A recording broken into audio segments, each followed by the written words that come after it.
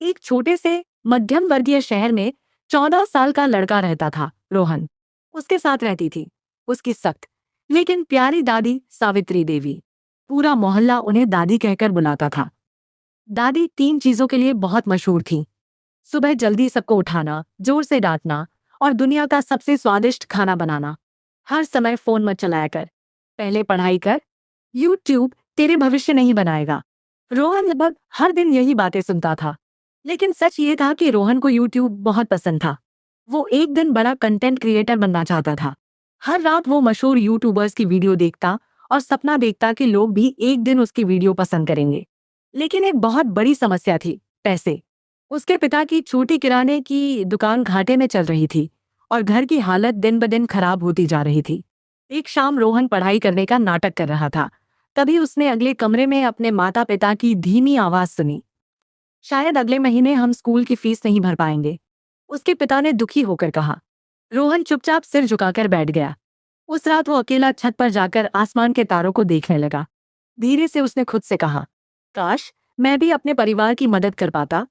छत के दरवाजे के पीछे खड़ी दादी ये सब सुन रही थी। पहली बार उनके सख्त चेहरे पर दर्द दिखाई दिया।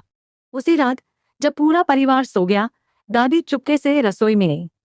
उन्होंने रोहन का पुराना स्मार्टफोन उठाया और उसे एक स्टील के डिब्बे पर टिकाकर कैमरा चलाने की कोशिश करने लगी। अरे, मेरा चेहरा उल्टा क्यों दिख रहा है? उन्होंने खुद से बड़बड़ाया। काफी देर बाद आखिर रिकॉर्डिंग शुरू हुई। दादी कैमरे की तरफ अजीब सी मुस्कान देकर बोली, नमस्ते बच्चों, आज हम बनाएंगे कुरकुरे आलू के पकौड़े। फिर वो अपनी लाइन भूल गई। उन्होंने रिकॉर्डिंग दोबारा शुरू की। फिर दोबारा, फिर दोबारा। कई बार गलती करने के बाद आखिरकार उनकी पहली वीडियो तैयार हुई। वीडियो के आखिर में उन्होंने गर्व से कहा, वीडियो को लाइक, शेयर और कमेंट जरूर करना बच्चों। लेकिन गलती से कैमरा इतना ज्यादा जूम हो गया कि पूरी स्क्रीन पर सिर्फ उनकी नाक दिखाई रही थी। अगली सुबह दादी ने चुपके से वीडियो अपलोड कर दी। चैनल का नाम था दादिस किचन। वीडियो पर सिर्फ 3 व्यूज आए, जिसमें से एक शायद खुद दादी का था। लेकिन उन्होंने हार नहीं मानी। हर रात जब परिवार सोचता कि दादी टीवी सीरियल देख रही हैं, तब दादी सीक्रेटली यूट्यूब सीख रही होती थी। उन्होंने थंबनेल्स बनाना सीखा, वीडियो अपलोड करना सीखा, सब्सक्राइब बटन खुद दबाना भी सीख लिया। यहाँ तक कि उन्होंने इंटरनेट की नई स्लैंग भी सीखने की कोशिश की। एक दिन वो आईने के सामने प्रैक्टिस कर रही थी। This recipe is totally viral.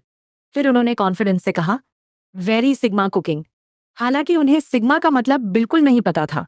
धीरे धीरे उनकी वीडियो और मजेदार होती गई। कभी वो चाय बनाते समय बहुत ज्यादा ड्रामेटिक म्यूजिक लगा देती, कभी दूसरे क्रिएटर्स की तरह धनिया कैमरे की तरफ फेंकती। एक बार तो रिकॉर्डिंग के दौरान प्रेशर कुकर जोर से फट गया और दादी डरकर चीख पड़ी, इस हिस्से को एडिटिंग में हटाना।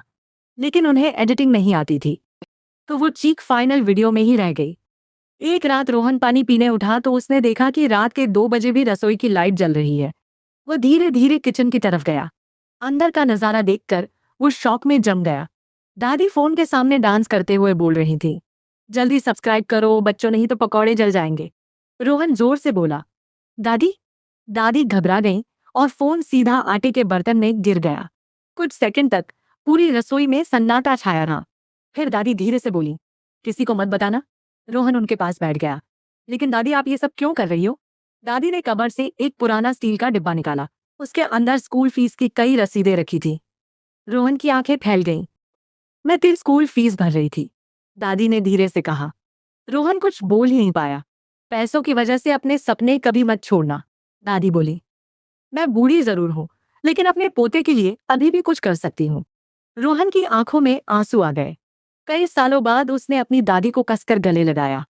अगले दिन से सब कुछ बदल गया। अब रोहन दादी का सीक्रेट यूट्यूब मैनेजर बन गया।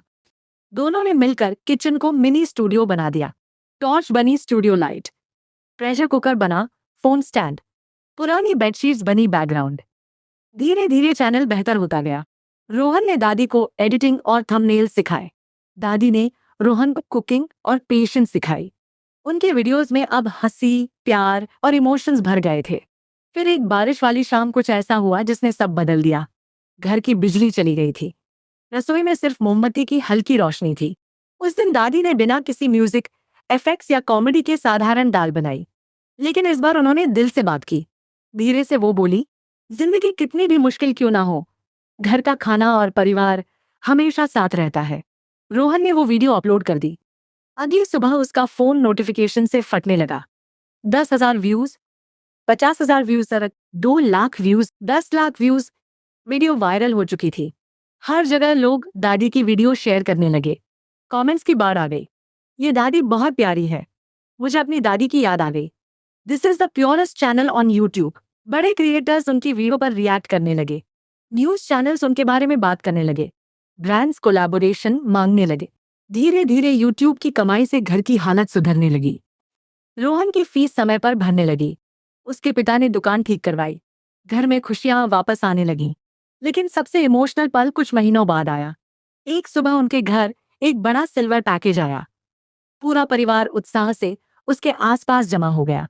रोहन ने धीरे धीरे बॉक्स खोला। अंदर था यूट्यूब सिल्वर प्ले बटन। दादी के हाथ कांपने लगे। उनकी आंखों में आंसू भर आए। क्या हमने सच में कर दिखाया? उन्होंने धीरे से कहा। उस रात पूरा परिवार छत पर म्यूजिक, डांस और होममेड फूड के साथ जश्न मना रहा था। पड़ोसी भी पार्टी में शामिल हो गए। रोहन दादी की वीडियो रिकॉर्ड कर रहा था, जिसमें वो सिल्वर प्ले बटन पकड़कर गर्व से डांस कर रही थी। फिर दादी कैमरे की तरफ देखकर मुस्कुराई और बोली, अब अगला लक्ष्य गोल्ड प्ले बटन। सब जोर से हंस पड़े। रोहन ने उन्हें गले लगाकर कहा, आई लव यू दादी। दादी मुस्कुराई और बोली, और बच्चों वीडियो को लाइक, शेयर और कमेंट करना मत भूलना। पूरा परिवार हंसने लगा और कैमरा धीरे धीरे चमकते रात के आसमान की तरफ ऊपर उठने लगा। कई सालों बाद उस घर में फिर से उम्मीद लौट आई थी।